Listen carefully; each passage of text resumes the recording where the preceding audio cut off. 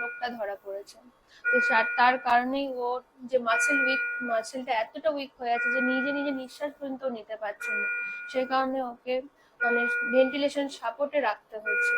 তো সারা ভারতবাসীর কাছে আমার আবেদন বা অনুরোধ বলতে পারেন, মানে ওকে যত তাড়াতাড়ি সম্ভব ওর চিকিৎসাটা করাতে হবে। তো সেই কারণে বলছি, আপনারা যে যেখান থেকে দেখছেন আমার মেয়ের চিকিৎসার সহযোগিতা করুন, ও যাতে সুস্থ স্বাভাবিক হয়ে উঠতে পারে।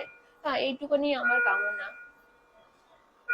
আমার নাম সীমা মণ্ডল, আমার মেয়ের নাম আদ্রিতি মণ্ডল। আমাদের বাড়ি রাজারহাট নিউ টাউন। তো মেয়ের 1.5 মাস বয়সে আমরা নোটিস করেছিলাম যে ওর যেভাবে ও মুভ করছিল এতদিন, সেভাবে ওর পাটা সেভাবে আর মুভ করছে না। তো সেই জন্যই সন্দেহ বাড়ছিল যে কিছু একটা প্রবলেম হচ্ছে। তো তখন আমরা অ্যাপোলো হাসপাতালে নিয়ে গেছিলাম। তখন ডাক্তার বলছেন ওর কিছু একটা সমস্যা হচ্ছে, যার কারণে একটা প্রবলেম হচ্ছে। ওনারা সন্দেহ করেছিলেন একটা, আমরা তখন বুঝতে পারিনি। তারপর ওনারা একটা রিপোর্ট করাতে দিলেন।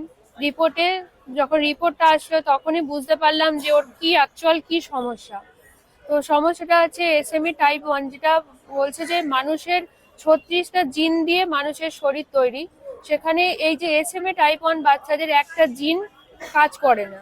হ্যাঁ, সেই জিনটা যে কাজ করছে না, এই জিনটাকে আবার রেস্কিউ করতে হবে। সেই কারণে ওই যে ওষুধটা যেটা তৈরি হয়েছে, সেই ওষুধটা দিলে আস্তে আস্তে সেই জিনটা কাজ করতে শুরু করবে।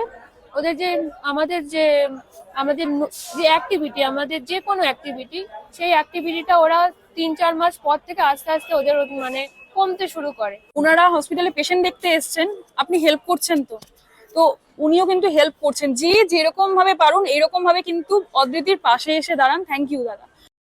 তুমি এই জগতে না যাকে ভালো